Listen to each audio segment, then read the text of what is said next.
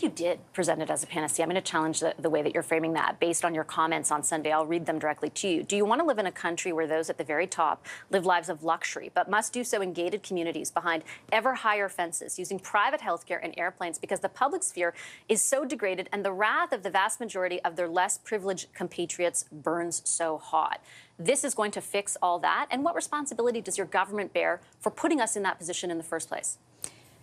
To start off, Minister, and ask you, if from your perspective, this is about sound economic policy or about cornering the Conservatives? Sound economic policy. Why?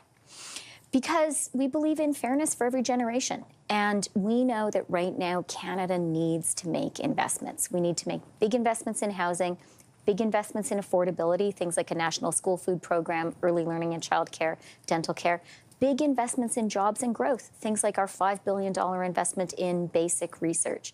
And we know that to pay for those investments, the way to do it is through tax fairness, because we know we have to do it in a fiscally responsible way. When we were putting the budget together, it was really important for me to be fiscally responsible so we could support the Bank of Canada and get to a place where the bank could lower interest rates.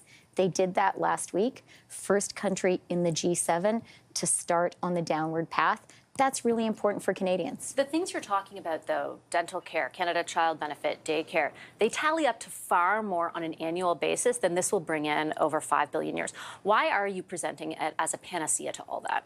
I'm not presenting it as a panacea, but I am presenting it as a meaningful way to raise money to fund the things that Canadians need. It's nearly $20 billion over the fiscal framework, and it is a fair way to do it.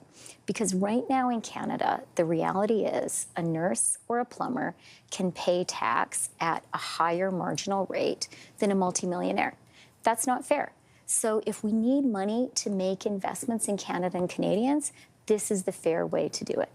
I think you did present it as a panacea. I'm going to challenge the way that you're framing that based on your comments on Sunday. I'll read them directly to you. Do you want to live in a country where those at the very top live lives of luxury, but must do so in gated communities behind ever higher fences, using private healthcare and airplanes because the public sphere is so degraded and the wrath of the vast majority of their less privileged compatriots burns so hot? This is going to fix all that. And what responsibility does your government bear for putting us in that position in the first place?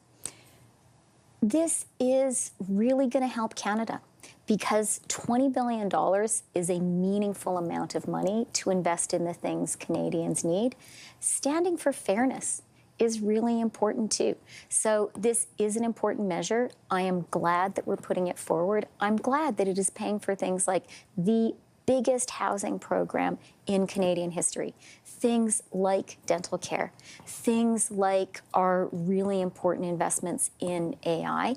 And what it's allowing us to do is make investments, do it in a fiscally responsible way, because we're building on a position of fairness. And I really find, I've been talking to a lot of Canadians, and when I talk to Canadians, they say, yeah, you're right. It is not fair for a teacher or a carpenter to be paying tax at a higher marginal rate than a multimillionaire.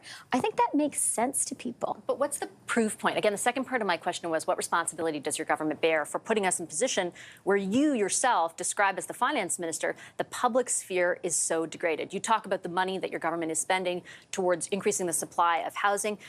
The CMHC says housing starts were down 7% nationally in 2023 from 2022 and expects them to further decline this year. Where's the proof point that the money you say that you're going to get from this additional revenue source is actually going to make Canadians' lives better?